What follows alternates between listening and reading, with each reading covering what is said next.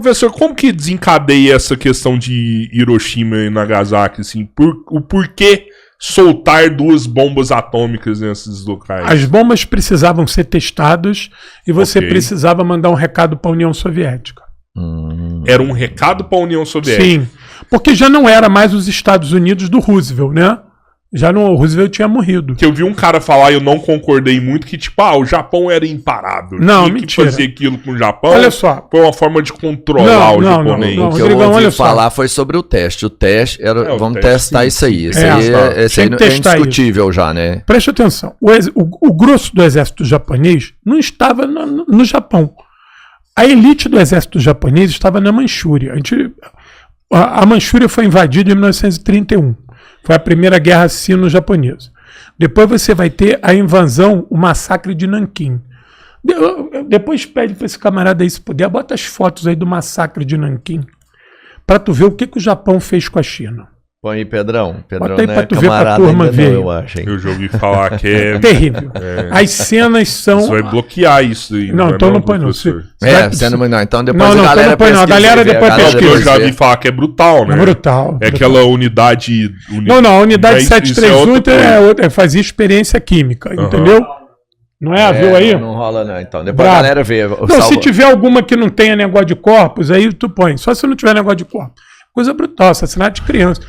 Tem uma cena que é uma mulher no colo com um bebê e o oficial japonês querendo sabrear a cabeça dos dois. Aí, ó, esses aí iam ser executados. Sabe que é a tua ideia de tu ficar cortando a cabeça? Tinha uma galera lá pra assistir, né? Tipo pois assim, é. Mas esse aí é o que iam ser mortos. Sabe que é tu cortar a cabeça de mãe e filho junto? Cara? Tu ficar treinando isso com a espada? Essa foto tem aí na internet. Mano, assim, quando você me fala sobre essas coisas, esse tipo de atrocidade, uma guerra... Isso nunca me surpreende. Porque na guerra, eu já falei isso, mano. Guerra, não tem bonzinho ali, não. Não tem, matar mas olha aqui. Mesmo. Eu sei, entre matar... Não é justificável de nenhum lado. Entre eu e você, nós somos combatentes. Entre nós dois, eu acho que pode até num grau de radicalização da guerra, que entre não vale tudo. Mas não tem sentido eu matar uma mãe com uma criança no colo. Mano. Entendeu? Então, por mais brutal que seja uma guerra eu e você... eu arranquei o teu olho, tá bom. Soldado dando no outro. Chadado um no outro ali. Isso é abominável. Isso não tem a honra do combate. Mas isso está em algum script, né, de grau de letalidade. Agora não tem necessidade de eu matar criança, sabrear a criança. Velho. Tem uma imagem do massacre de Nanquim que tu vai ver o soldado japonês, manda ele ver aí para eu confirmar, um bebê espetado na baioneta. Eles comemorando isso. Porra, peraí, isso não é guerra, isso é genocídio. É o que a gente está vendo em Gaza. Isso não é guerra. Guerra é a gente ter condição minimamente de combater em igualdade de condições. Se você perdeu, você se rende, tem o direito de... Aí, olha isso aí. Não põe isso não, Pedro. Caralho. Só vocês estão vendo, né? Caralho. Olha aí. É louco, não? Olha aqui, a mulher que vai perder a cabeça junto com a criança aqui, ó. Nossa, cara. São japoneses, cara. Não fica pondo essa porra. Professor, e como que os comunistas eram assim com os nazistas? Cara, eu acho que eles foram muito bonzinhos. Isso é uma parte da história Matavam homens, mulheres, crianças também? Não. Eram poupados esses daí? Todos os locais que a União Soviética ocupou, né, que estavam sob domínio fascista e que há esse processo de libertação feito pelo Exército Vermelho, a população civil foi acolhida.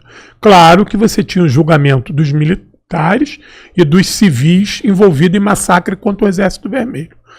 Mas você tinha, inclusive, lideranças nazistas, civis, que, ao se renderem, e se não tivessem envolvido em massacre, eram poupados. Ia para prisão, cumpria a pena e depois era liberado, entendeu?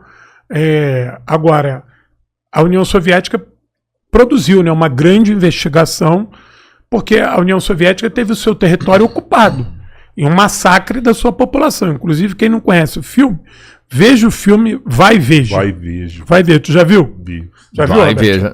Não viu, não? Tenho coragem de ver esse filme, não. O filme é na Belarus, entendeu? Conta a história da Belarus, antiga Bielorrússia. A Bielorrússia e a Ucrânia foram os países que foram mais massacrados. Os extermínios eram assim, tu juntava população civil ia passando fogo, mulher, criança, entendeu? Você tem várias fases do massacre.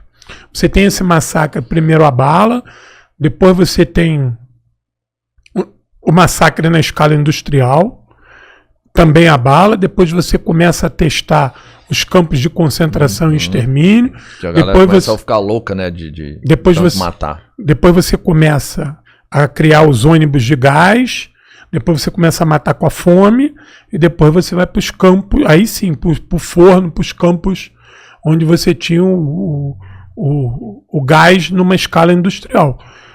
Tem um filme, tem um livro que a turma que quiser entender isso legal, chama-se Dossiê Stalin. Dossiê Stalin. É um dossiê que o Stalin manda fazer no pós-guerra. O Stalin não, né? O Comitê Central do Partido, para entender como é que era isso. E há uma arqueologia de guerra curiosa, que é o seguinte: nas valas comuns, onde estava ali a população civil massacrada pelos nazistas, é encontrado muita garrafa de bebida. Por quê? Os soldados alemães, eles escreviam isso no seu diário.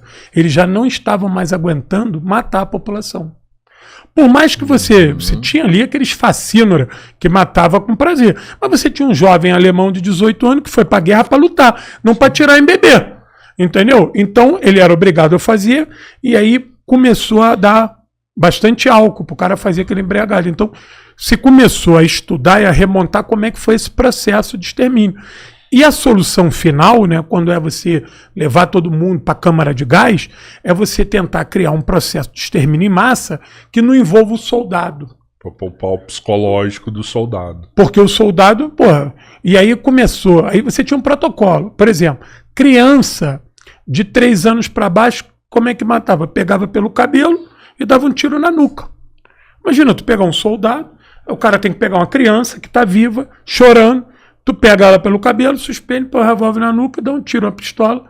O cara vai fazer isso, vai ter que fazer isso 10, 100, 1000 vezes.